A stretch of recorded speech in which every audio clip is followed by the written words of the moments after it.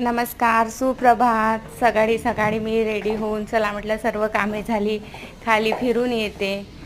तर बघितलं तर काय आमच्या लेटर बॉक्समध्ये एक लेटर आलेलं आहे, पण ते लेटर नसून विजेचं बिल आहे. विजेचं बिल आलेलं आहे. चला म्हटलं मग काय करायचं. मी खाली याच्यासाठी आली आहे की हे आमचं गोडाऊन आहे, तिथे माझी मशीन ठेवलेली आहे. नवीन साड्या घेतलेल्या आहे, तर चला म्हटलं आपण पण नवीन आता फेस्टिवल आहे तर आपल्यासाठी काहीतरी बनवून घ्यायचं. मग इकडे जानू शाळेतून आलेली आहे. तिने मला असा हा चाको बटरचा न्यूट्रिला घेऊन मागितलेला आहे. कार्टूनमध्ये जे बघतात मुलं तेच घरी घेऊन मागत असतात.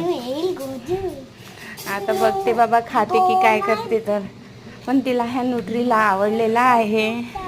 तिला आतापर्यंत जामच आवडायचं, पण आता तिला न्यूट्रिला पण टेस्ट तिला फार आवडू लागलेली आहे. शाळेमधून आल्यानंतर खाण्यापिण्याचा उद्योग आमच्या घरी चालू झालेला आहे.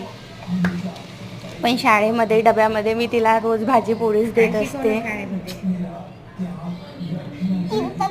तिला भाजी पोळीची सवय लागावी यासाठी वाटल्यास मग तू घरी आल्यावर तिच्या आवडीचं बनवून देते, पण डब्यामध्ये मी तिला सगळ्या मुलांसारखं भाजी पोळीच देते. एकच घे.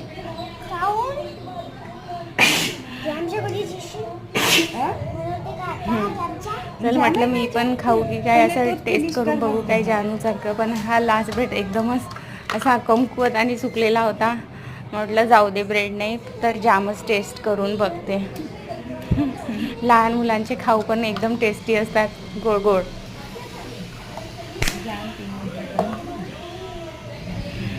मग न्यूट्रीला पण खाऊन बघितला, हा पण खूप छान आहे.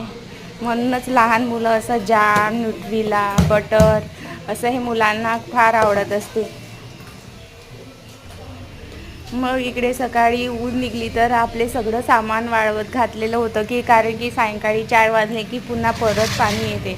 त्यामुळे माझ्या सगळ्या वस्तू एकदमपैकी सुकलेल्या आहेत. त्यामुळे पटापट मी बरणीमध्ये भरून घेऊन राहिलेली आहे. अरे बाबा, माझा दात तुटायला आलेला आहे.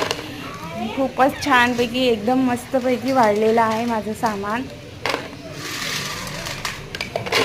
आणि ते पटापट मी भरून राहिलेले आहे, कारण पाण्याचा काही भरोसा नाही, केव्हा पण पाणी येऊ शकत आहे आणि पाणी येण्याचे आसार दिसत आहे. चला भेटूया मग.